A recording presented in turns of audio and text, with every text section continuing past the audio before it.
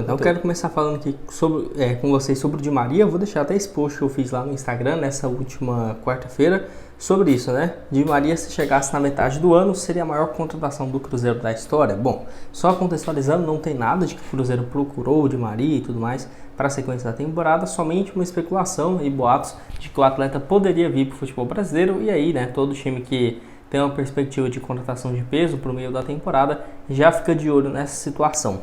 O contrato dele lá com o Benfica de Portugal vai até o meio desse ano, né, até meados de julho, então ele poderia assinar um pré-contrato agora para chegar livre, né, na metade do ano, sem ter custos em relação à sua compra. O jogador que está bem experiente, eu nem imaginava que ele já estava com 36 anos de idade, porém de uma fase muito boa, né, 46 partidas, 16 gols marcados e 13 assistências. Basicamente, a última temporada que ele teve números parecidos foi lá pelo PSG em 2018 e 2019. Então teve um bom desempenho, atleta que, né, fala por si só a sua carreira, passou no Benfica, Real Madrid, Manchester United, PSG e por último na Juventus.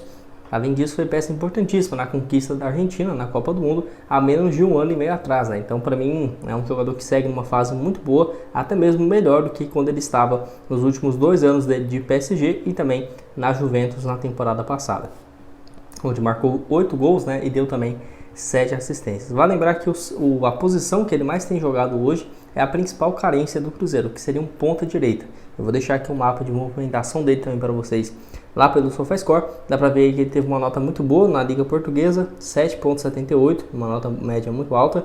Nesse período, então, 26 jogos, 24 como titular, 8 gols e 10 assistências, acho que seria uma excelente opção. E assim, ele já vem falando que poderia voltar ao futebol sul-americano desde o ano passado, quando terminou o contrato com a Juventus. Só que ele fez uma Copa muito boa, tinha muito mercado ainda e foi para o Benfica, primeiro clube que ele passou na Europa antes de ir para o Real Madrid. E assim, ele iria voltar para o Rosário Central, que é o time que ele torce e tudo mais. Só que lá na cidade tem criticado bastante a volta dele e tudo mais. Eu até já estive lá em Rosário, a parte perigosa mesmo da cidade é bem pesada e as torcidas, né, organizadas não gostariam de ter essa volta porque seria meio que uma ajuda do prefeito local, que não tem feito um bom trabalho, e aí trazia o Di Maria para meio que colocar uma paz e um pano quente nessa história envolvendo o Di Maria e o Rosário Central. Então a torcida não quer a volta dele por agora, a tendência é que ele não volte realmente nesse meio do ano para lá. E aí surge o mercado brasileiro como uma alternativa, né, dele ficar mais próximo dos seus familiares.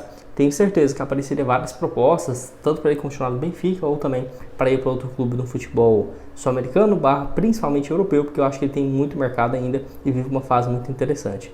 Pode deixar a sua opinião aqui embaixo nos comentários, o que você tem a dizer, se você concorda, discorda sobre essa situação. Estou curioso para ver o que você tem a dizer aqui embaixo. E também tem outros argentinos que vão ficar livres no mercado no meio da temporada, que eu vou deixar aqui outra sugestão.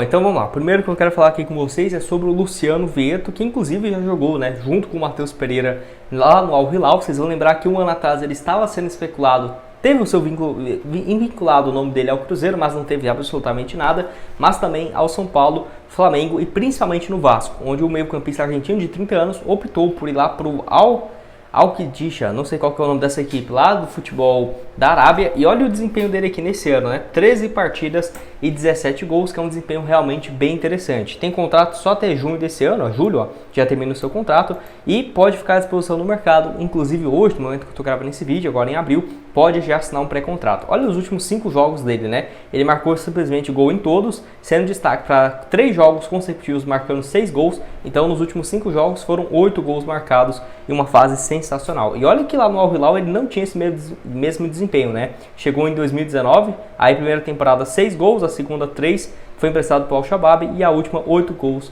e 2 assistências, então realmente um desempenho bem interessante. Isso só de gols, né? Fora as assistências que não temos os números. Na minha opinião, chegaria para ser uma opção como um segundo atacante muito interessante. É claro, ele poderia jogar centralizado? Poderia, só que eu preferiria ver ele, por exemplo, jogando como meia de criação e deixando o Matheus Pereira na ponta direita, lá na frente o Dineno e na ponta esquerda o Barreal, por exemplo. Acho que ficaria um ataque bem interessante por parte do time do Cruzeiro.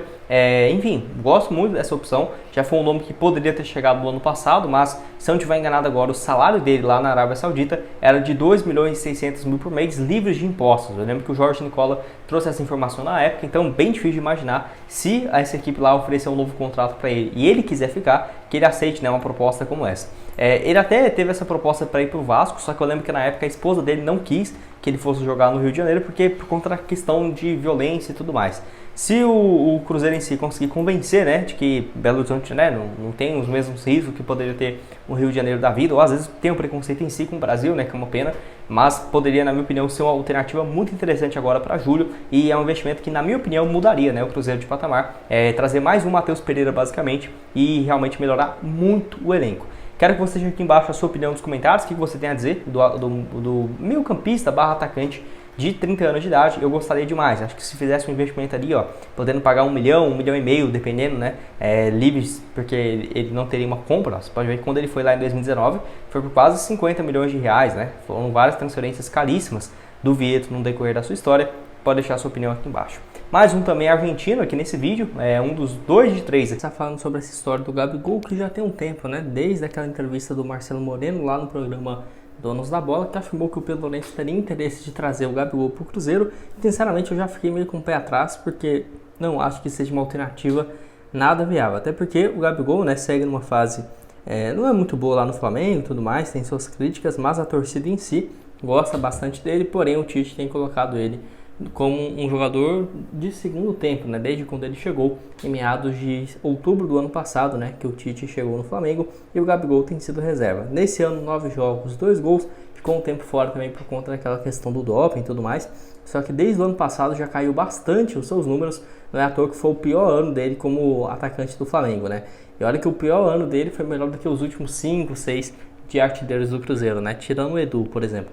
58 jogos, 20 gols e 4 assistências, bem diferente de 2022 com 29 gols ou 2019 com 43, então teve uma queda bem grande de rendimento, só que vai lembrar, ele renovou o contrato dele com o Flamengo, que agora vai até o final de 2027, então para o Flamengo vendê-lo teria que ser próximo daquilo que o Flamengo comprou, né, na temporada de 2020, que foi 17 milhões e meio de reais, então seria um valor hoje próximo da casa de 17 milhões e meio de euros, né? Então, assim, um valor próximo da casa de 100 milhões de reais. Então, seria algo bem grande, muito, muito caro mesmo para o Cruzeiro comprar. E, igual eu falei, o Flamengo pode ser que aceite um valor menor pela fase ruim do Gabigol. Vamos supor que seriam uns 15 milhões de reais.